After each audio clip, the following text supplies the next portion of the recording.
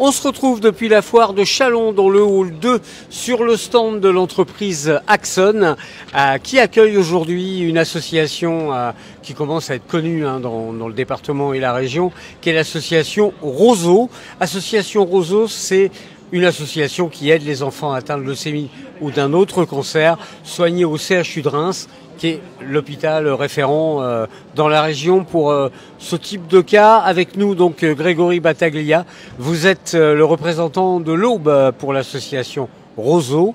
Au quotidien, les actions de Roseau, c'est quoi? Alors, au quotidien, nos actions, en fait, c'est surtout le bien-être des enfants à l'intérieur de l'hôpital quand ils sont hospitalisés. Pour qu'ils puissent faire des activités. Donc nous avons des animatrices qui viennent, des clowns.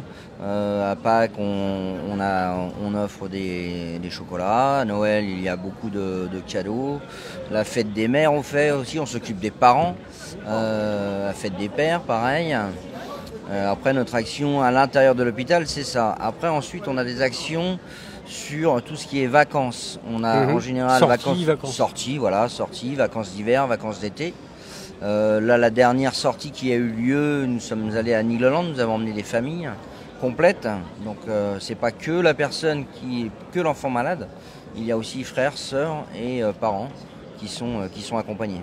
C'est des moments importants pour, bien sûr pour les enfants, mais aussi pour les parents, ce genre de choses. Alors oui, tout à fait, oui, ça leur permet de voir autre chose que l'hôpital. Les enfants, ça leur permet de sortir, de s'aérer, de voir un autre monde, en fait, le monde réel, qui malheureusement pour eux s'est arrêté le jour où ils sont tombés malades. Le projet phare, j'allais dire, de l'association Roseau, c'est la maison des parents qui va être inaugurée en septembre. Le principe de la maison des parents? Alors le principe de la maison des parents, c'est quand nous avons un enfant qui est hospitalisé, alors en urgence ou pas, cela permet à la famille ou à la maman ou papa de se loger à moindre coût pour éviter qu'ils fassent des allers-retours avec la fatigue, le moral, et ça permet aussi d'avoir un lieu convivial avec toutes les familles. Ça leur permet aussi de passer un petit moment tranquille pour sortir de la journée de l'hôpital, d'aller se reposer dans leur chambre ou faire des activités entre parents et aussi d'avoir une petite cuisine, salle de bain. Voilà.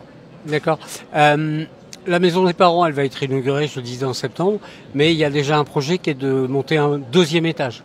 Alors oui, on espère pouvoir faire notre deuxième étage pour justement accueillir plus de monde, en sachant que la maison des parents accepte aussi pas que les personnes qui ont des enfants atteints de la leucémie, il y a aussi tout ce qui est prématuré, urgence pour les enfants et les parents qui habitent loin, qui ne peuvent pas faire des allers-retours. Donc du coup, ils viennent se loger dans cette maison quand il y a de la place disponible. Alors, est-ce qu'en 2022, c'est normal que les difficultés des parents qui sont confrontés à cette situation ne soient pas du tout prises en compte par les pouvoirs publics?